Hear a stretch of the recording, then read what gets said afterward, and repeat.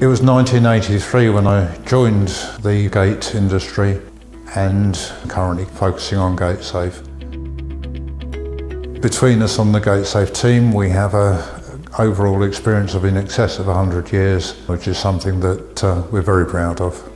Previously to being involved with GateSafe, I was lucky enough to work for a company called Jackson's Fencing, where Richard Jackson, our founder, was the MD. I started off at the very bottom in the automation department as a trainee engineer, learning on the tools, and I was fortunate enough over the years to progress through the department and the company until eventually I became the workshop manager there, helping out on the technical aspects, on the design and problem solving as well.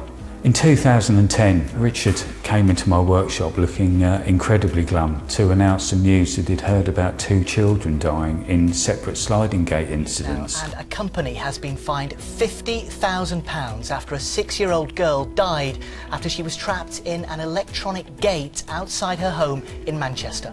It's the second tragedy involving automatic gates in the past week. Despite the devastation that this machinery can cause, there is no inspection required to make sure that it's safe. Founder Richard Jackson told us how many unsafe gates could be out there.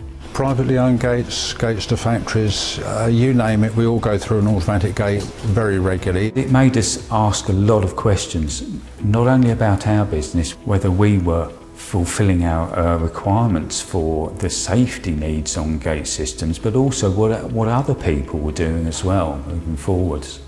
The training has evolved over the years, initially through experience of accidents and our understanding of what was required. Since the pandemic, we had to go online rather than delivering in face-to-face.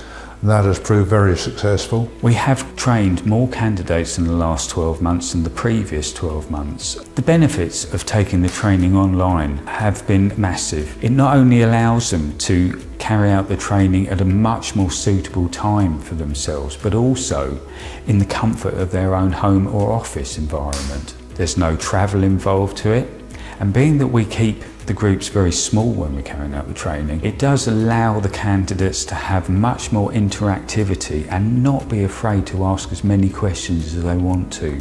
Also, now that the training is online, it does allow us to offer our services much wider afield to the north and England and Scotland, and of course internationally as well. It's encouraging to see the number of people that are coming through for refresher training. It proves that the knowledge that they were taught is being reinforced. And secondly, and equally as importantly, is the requirement for the CS cards. The key benefits for being a GateSafe installer is the access to the technical and legal helpline. The handbook that goes out as part of the training was regularly updated as required. The refresher training and the GateSafe MOT. You have the implied endorsement from the GateSafe key opinion formers and regular referrals from GateSafe websites on the Find and Installer page, where we get over 300 visitors a month. Some of the feedback that we get from the delegates is amazing to us. I find it all very positive. They don't feel shy to ring up and ask for certain areas of advice from ourselves. And I do believe that we are creating very strong relationships with our members.